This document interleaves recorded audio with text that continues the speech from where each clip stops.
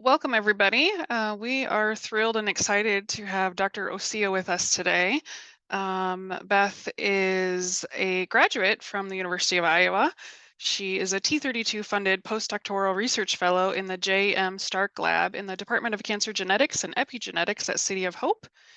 Like I mentioned, she did graduate from the University of Iowa in 2020 with a PhD in integrated biology, and then she received the 2022 Rex Montgomery Dissertation Prize Award for the research that she did in the Department of Biology.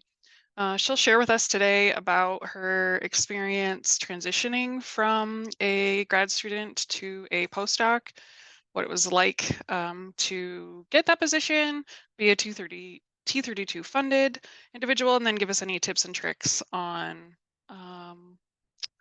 going on a career path such as that if you guys are interested. So first, Beth, would you just start off giving us a little bit more kind of background about yourself and how you got where you're at, and go any further into depth about yourself as you'd like? Yeah, sure. So, you covered a lot of my sort of recent history, but I grew up in St. Louis, Missouri. So I know a number of my colleagues from Iowa are familiar with that part of Missouri. It's a great city. Loved living there. I guess it was like 2014, I moved to Iowa City and started my PhD. And I was there until 2020. So I got to finish up that PhD in the middle of a pandemic, which was not ideal, but I feel like everyone who's here now has probably also had some experience where that was a challenge in some way. So they're kind of all in the same boat. So then after that, I moved to Los Angeles. That was kind of always part of the plan. So one kind of unique thing about my sort of history was that even when I had first started my PhD, I knew I was probably eventually going to move to California. This is because I had a significant other who was living there already and working there. So I think if you have an idea of where you want to be geographically, it's sometimes a good thing because instead of just letting it limit you on what kind of careers you look for, you can actually really pinpoint where you want to be first and then kind of choose from the jobs there. So that kind of starts, I guess, where my career began after Iowa. And I've been at City of Hope now for it's like 3.5 years, I think. So the way that I came into this role is I got interested in City Hope, of course, because of its proximity to where I wanted to be. So I started going to conferences on the West Coast to try and do some networking. I ended up meeting people from UCLA. I met people from UC Irvine, and then I also met people from City of Hope. And I actually met the advisor that I have now, Jeremy, at a conference in Ventura, which is like, I don't know, like 100 miles from here or less. Um, and it was through that interaction that I learned more about what they had to offer at City of Hope because I had never even heard of the hospital before. And then also, the T32 program as well. So that's kind of how I got here. And it's a bit of information. So I guess I am happy to open it up now if there's more pointed questions. Otherwise, Will you describe a little bit more about the T32 postdoc program that you're in? yeah, absolutely. So this is a NIH funded training program. It's funded through, I believe, NCI. I'm actually no longer on the training funding, so it lasts for 3 years, which is a nice amount of time. But I just finished up that part of my funding. So basically, this program is you come in, you interview for it, and then it's a little bit more selective. At City of Hope, at least, they pay you a little bit more, so there are other sort of incentives to look for these types of programs. But for the most part, it's quite similar to a regular postdoc. The differences are that there's a little bit more of a training element. So you have a committee that will kind of follow you through those 3 years, and you'll be regularly presenting your research to them, and then also the broader T32 sort of board that exists. So this has external advisory members as well. And I guess there's also some other advantages. Like it really depends on the university or institution that has this T32, what their training plan includes. Mine included mentoring lunches with a bunch of different faculty. So that was really nice since I joined City of Hope during the pandemic. And I didn't really have a good opportunity to kind of get around and meet different faculty and really network with people. So through that, I was able to. Now I believe those lunches are actually in person optional, so you don't have to have them over Zoom anymore. But um, yeah, so those are the main things. But there's a real focus on, including some amount of training with the postdoc, which I think is nice because a lot of times people will go into a postdoc and then they're just kind of expected to take on the role of like a staff scientist without a whole lot of mentoring. Whereas having this sort of oversight from the NIH, you sort of have to do the training along with it. So that's been really useful. Are there any questions more specifically about this? Because like there are other details I'm probably leaving out or forgetting just because it's been a while since I've reviewed the requirements. But Trainees, feel free to ask Beth any questions that you might have. If you do have a question, it'd be great if you could turn your camera on so she's not just talking to a black box, and unmute your mic. But totally understand if you are in a noisy area and you need to type into the chat, I can read those aloud as well. So go ahead with any questions that you've got for her.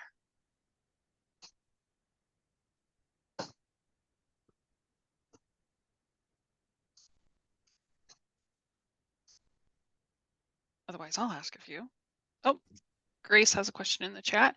Can you explain a little bit more about how you network and what benefits that networking has had? yeah, so networking is extremely important just in any type of position. I would say if you're wanting to go into a more academic role, the kind of primary place that you're going to be able to network in person will be conferences. So that's kind of the first way to do it. In terms of obtaining a postdoc, you don't always have to have met the PI in person before you start inquiring about working in their lab. So that's kind of the nice thing. Um, I would say like, I don't know, in Jeremy's lab, I think I don't know, like 50% of the graduate students that go on to be postdocs, they kind of just cold emailed the lab and we're able to set up an interview that way. I think it's nice right now for postdocs because the job market's a little more in our favor at the moment. Whereas I know for like industry positions, it's a little bit tougher right now.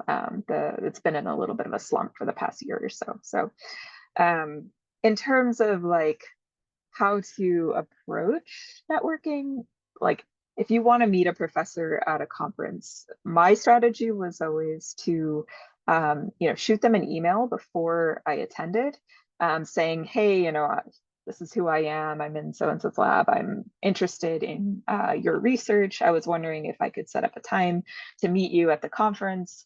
And like, I've never had anyone refuse that. So I think it's easier than you think, but it can be a little bit um, scary the first time you do that kind of cold email, but it does work. So I think that's what I would try.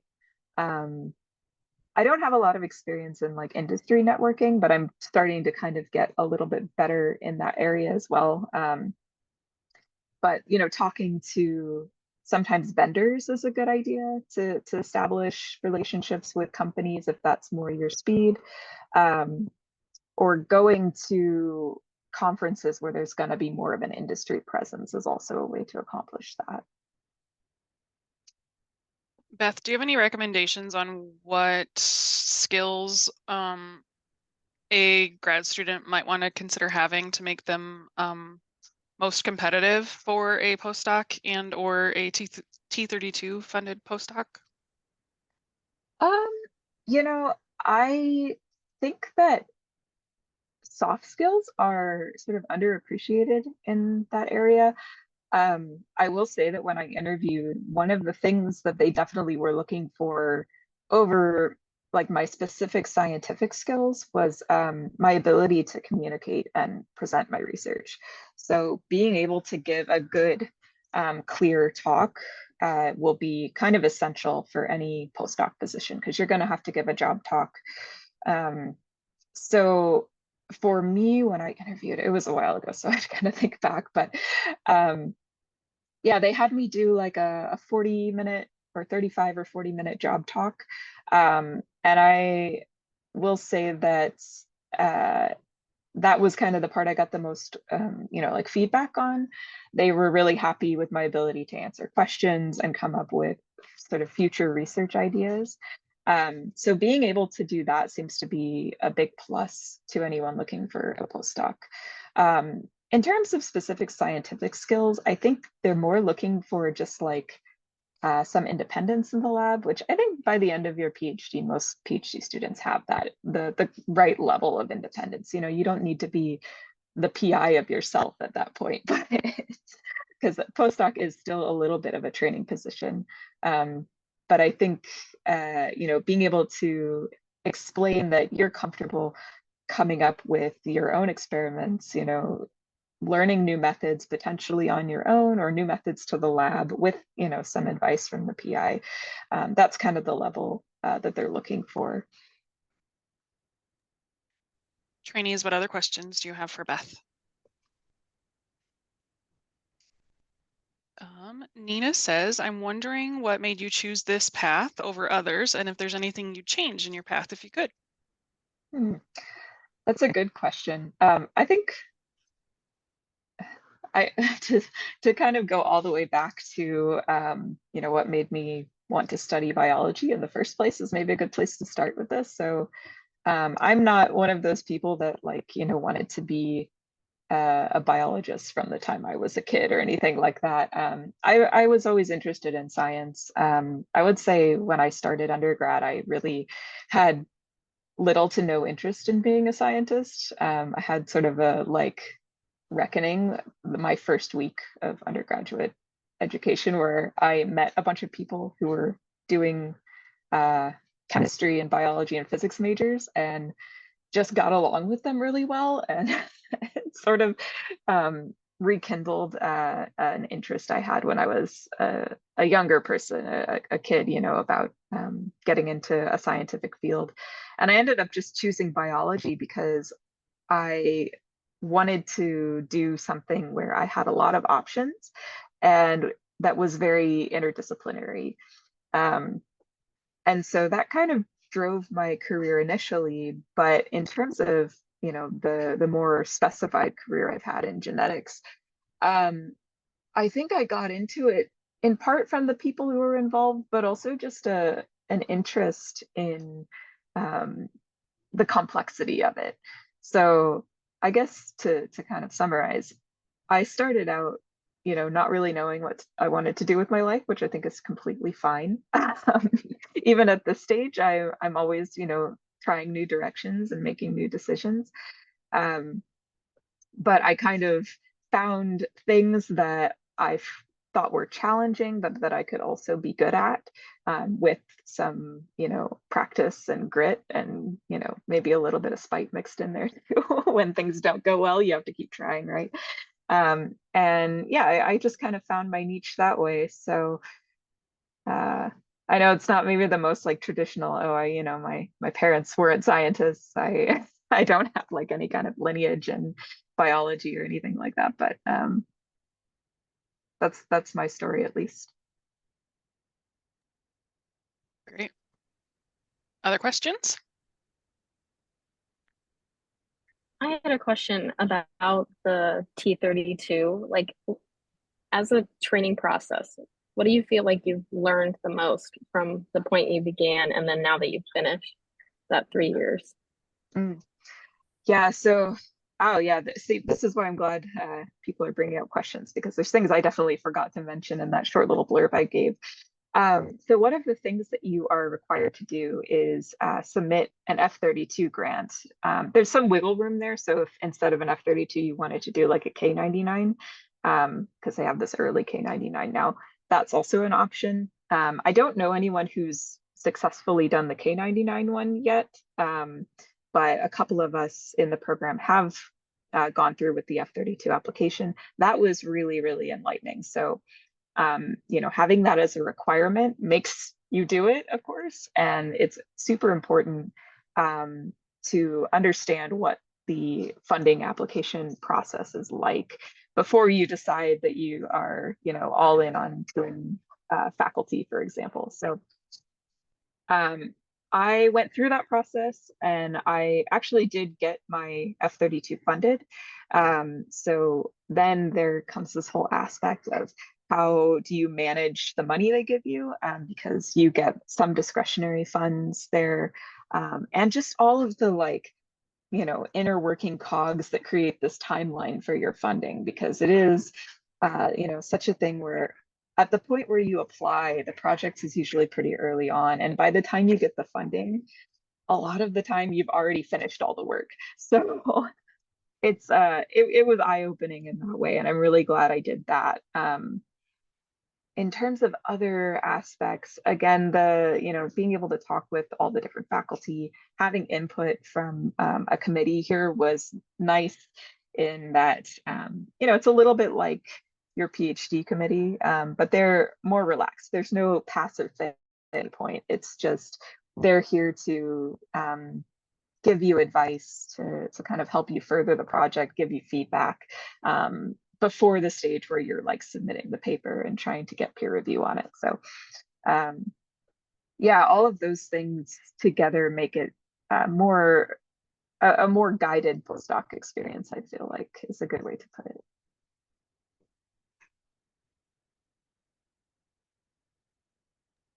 Who else has a question? Hi, Beth. Hey, Joe.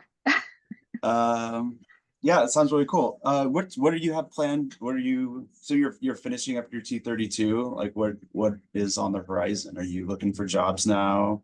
Do you have an idea of what's in the future? Yeah, so that's a great question. So yeah, my T32 is over. But I did T32 for 2 years technically, and then the F32 for 1 year was my funding. So I've just come off of that funding in April. And you know, it's sort of at the discretion of the lab you're in. You know, Jeremy and I, my advisor, had a conversation that essentially went like, you know, what's your plan so that I can make my plan? We had a very just, you know, professional kind of conversation about this. And for me, because of my geographical restrictions, I'm a bit more flexible in staying in a postdoc longer. So many people will do the T32 for the duration of the sign-on agreement for it. So one thing that you should know also, if you get any kind of NIH funding, is that they sort of make you sign an agreement where you need to be in science, not necessarily in that job, but working in a scientific field for like anywhere from 2 to 4 years. Otherwise, you have to pay back the money. So there's this payback agreement. If you've ever done an NIH grant, you know about this. So, you know, a lot of people will do that and then move on. For me, it was like, well, I want to stay in Los Angeles because that's where my family situation is.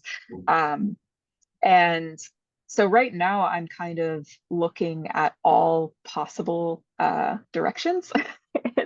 It's a bit interesting. On one hand, there's, you know, the opportunity to apply for faculty positions. You know, my interest in that is kind of wavering all the time, in part just because I know it's a long shot. You know, you don't want to get yourself too excited, but it's also not impossible, and there's a lot of options there. So there's of course the sort of R1 tenure track faculty position that I would be interested in, of course.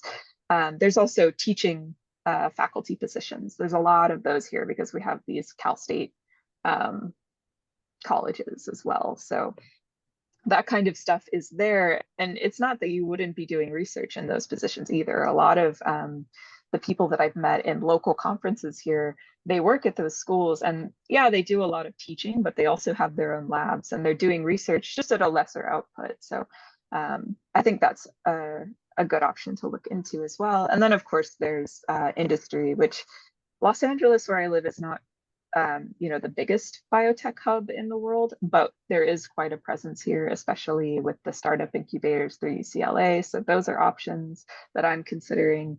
And then, if I had to, I could try and find something that was like a little bit further away. So Amgen is out here. There's Fisher is also here. So there's, some of the bigger company presences too. But yeah, for me personally, it's just a matter of staying in and around the LA area. So I'm open to all those things. And if you're in that position, I think it's important to kind of constantly upgrade your education if you have the opportunity to do so. So one thing that I did this last year was I took a business and management and biosciences certificate from a local graduate and technical college, KGI. They do this through City of Hope, so it was free for me. Anytime you have that kind of opportunity, I recommend it because it's something you can add to a CV, but it can also be a really good way to learn about a career path that you may not have considered. Like I wasn't interested in business at all, but after taking these courses, I actually find the intersection of biotech and business to be really fascinating. So. Yeah, cool. It sounds like we're very much in a similar boat in terms of looking for opportunities and sort of getting a insights into just what opportunities are available. And there's some like hidden gems that I found, and it's like finding those I always find challenging, but yeah, it's cool. Hi, Beth. I do have a question. So how is living in California with postdoc salary? Is it affordable? Yeah, that's a great question. I know it can be a little bit hard to talk about money sometimes, but I try and be very open about it because when we, hide what we make, it's hard to make decisions. So for me, when I first moved here, I think my first year, I want to say like for the fiscal year, I made like 56,000 the first year, but it wasn't a full year's salary. So originally I was hired on, I think the salary was about 65,000 a year at City of Hope as a T32. So like I said, you get paid a little bit more on the T32 training program here. That's probably true in a lot of places as well. But of course, that was back in 2020, so inflation wasn't as much. Luckily for me, City of Hope has been very good about giving us cost of living raises on the postdoc side. So I think this year my salary is now 78,000 a year, which is pretty on par with what the NIH is moving towards recommending, is like 70 minimum. So it's not a lot of money. You're not feeling rich or anything because the cost of living is quite high here. But depending on your lifestyle and where you choose to live, it can be very doable. So the area around City of Hope is a little bit cheaper in terms of housing. If you share something with a significant other, then it's pretty affordable. If you have a roommate, also a great way to save money. But I do think you can find studios and one-bedroom apartments around here. Typically rents are like anywhere from, I've seen as low as 900 a month, but that's pretty unusual. And then upper limit is like 1900 a month, I would say is what you could expect to pay for a one-bedroom. Studios usually go for a little bit less.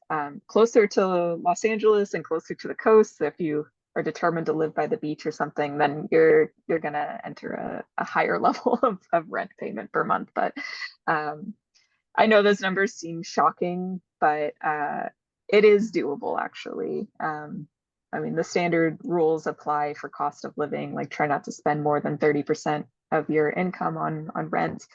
And use cost saving measures, and everything goes pretty well. I mean, I'm personally lucky because I have support from a significant other here, so it's a little bit easier. But again, I know plenty of postdocs who live on their own here, so. Thank you.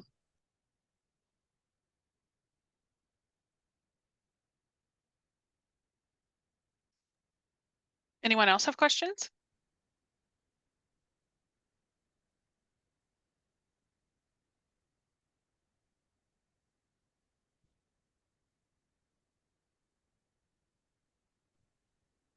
Actually, I have a question. What is an obstacle or a challenge in the academic process that you took that isn't widely talked about among or known from an outside perspective and is only kind of like one of those things that like, oh, you have to like experience it to know it. And then by then, like you never, it's too late.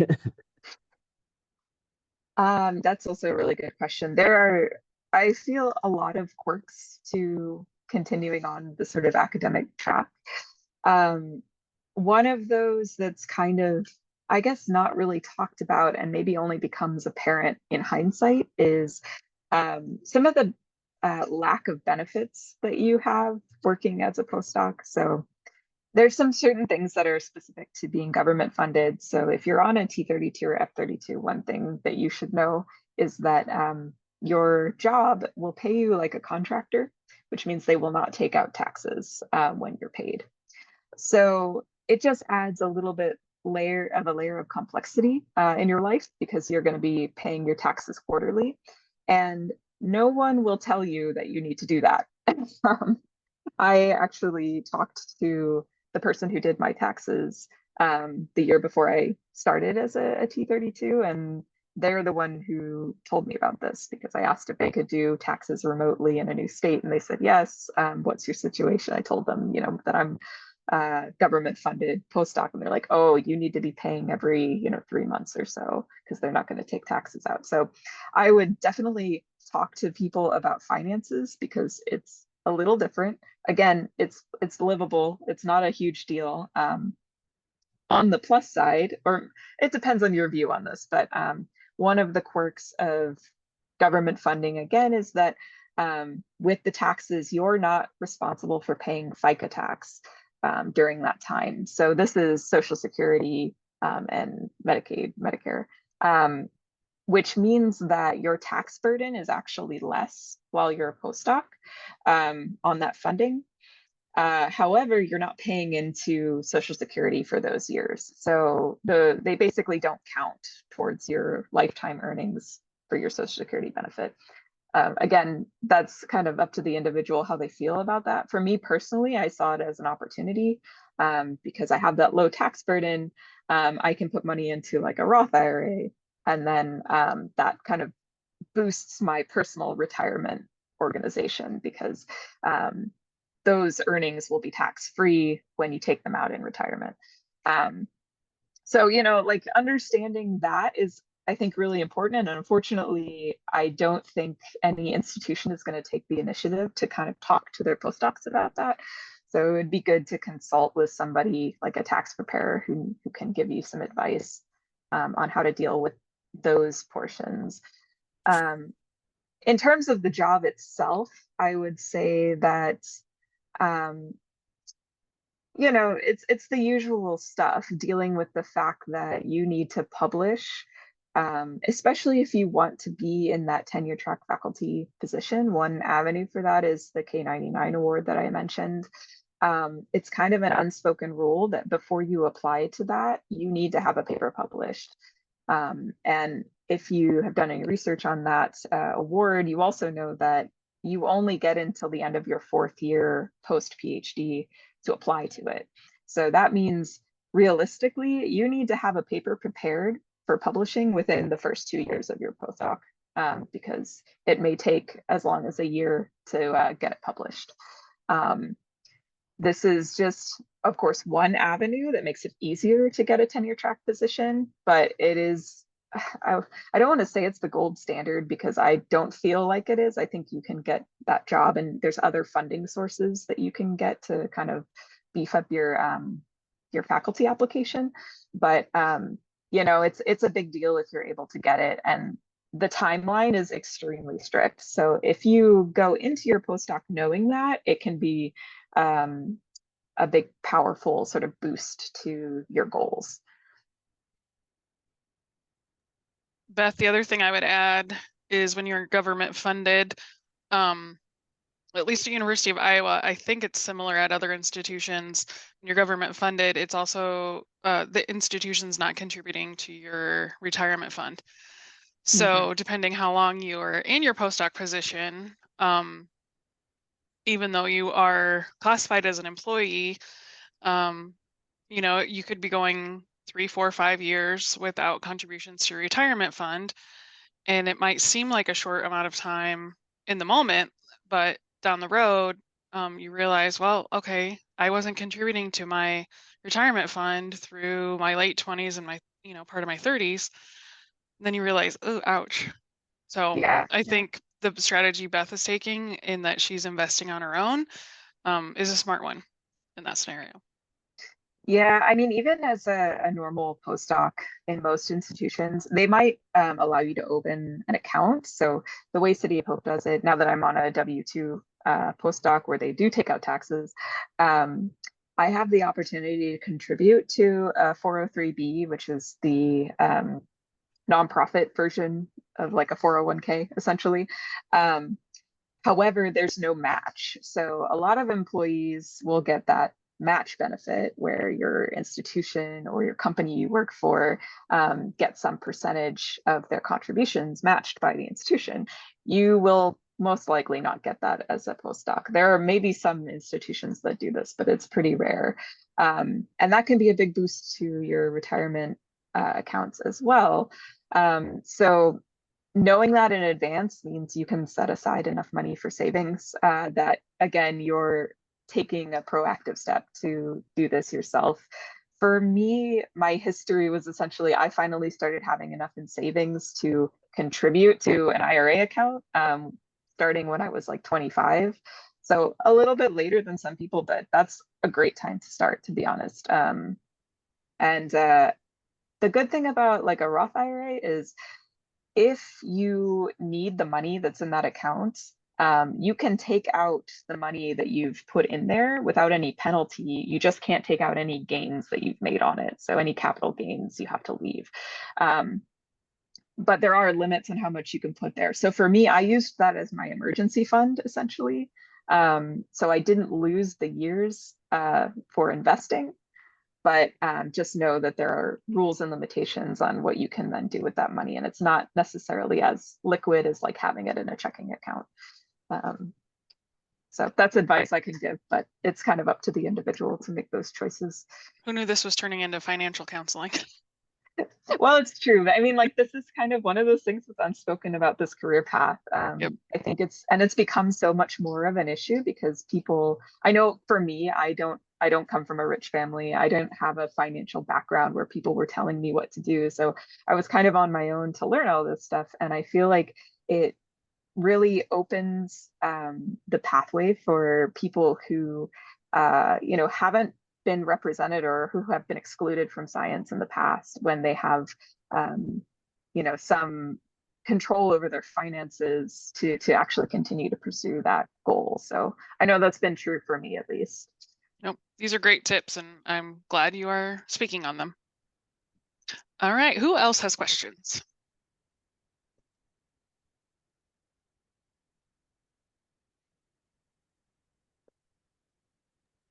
I had more of a lifestyle question. Like, how has your work-life balance changed from when you were a grad student to when you're a postdoc? Is it about the same amount of work that you were doing yourself, or have you changed your style at all? So this is going to be super lab dependent. For my personal experience, I feel like my work-life balance is better now than it was when I was in graduate school. But a lot of that has to do with the nature of the work that I do.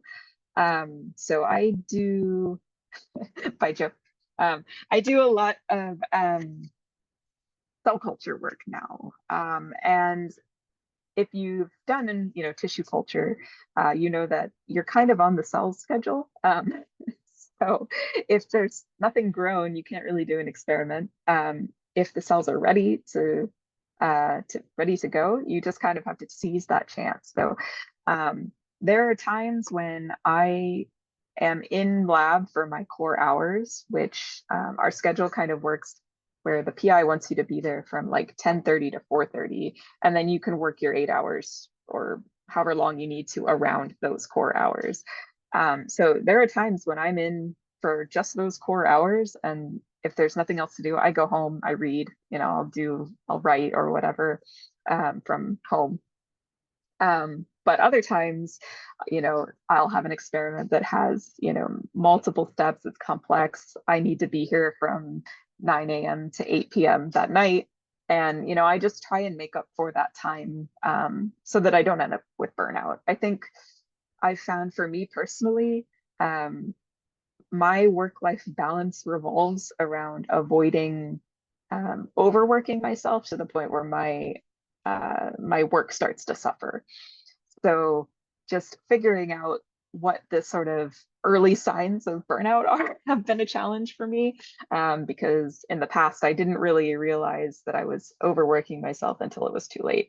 Now I'm kind of like, if I feel like I'm having trouble getting up in the morning, like that's an early sign where I'm like, okay, this weekend I need to just shut off, not think about work stuff, not work on anything work related.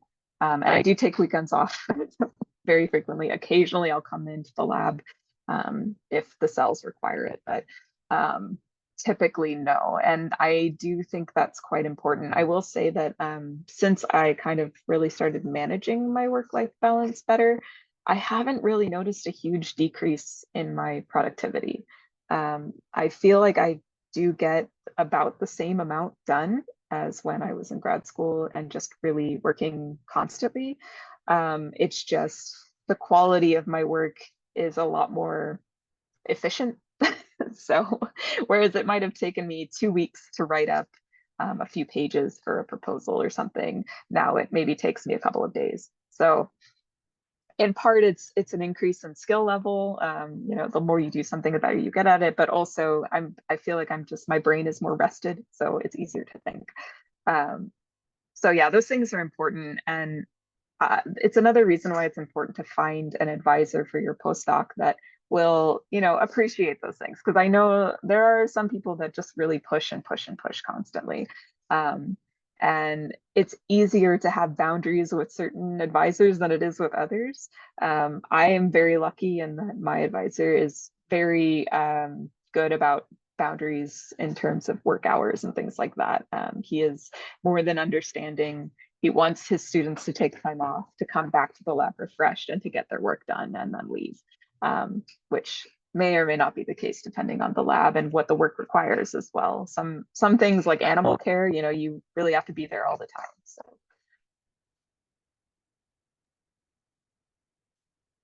All right. Any last questions for Beth?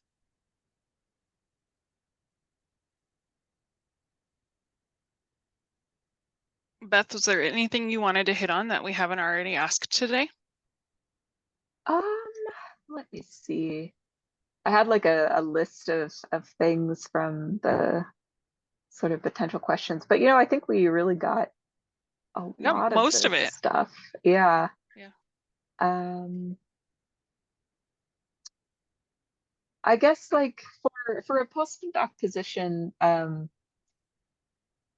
would say that it's interesting to me that sort of the most scary parts of starting this job, which was like, the requirement to be more independent and to run your own science, has kind of become the most exciting part for me, and the part I enjoy most, in addition to having the opportunity to mentor people in the lab. So going from being that sort of junior student level to someone that people look up to for information, it kind of happens and you don't really realize it. But that is definitely one of the most rewarding parts of this job for me, is just being the person that people can rely on. So I'm hoping to take that with me into whatever next role I end up in. And it's definitely shaped what I want to do in my next role too. Knowing that about myself, I think I want to continue to work with other people. I wouldn't take a remote job where I'm just, like editing or something like that. I really want to continue to collaborate with others. So, use postdoc time as a time to learn about yourself if that's the path you take. Because I think it's really good for that.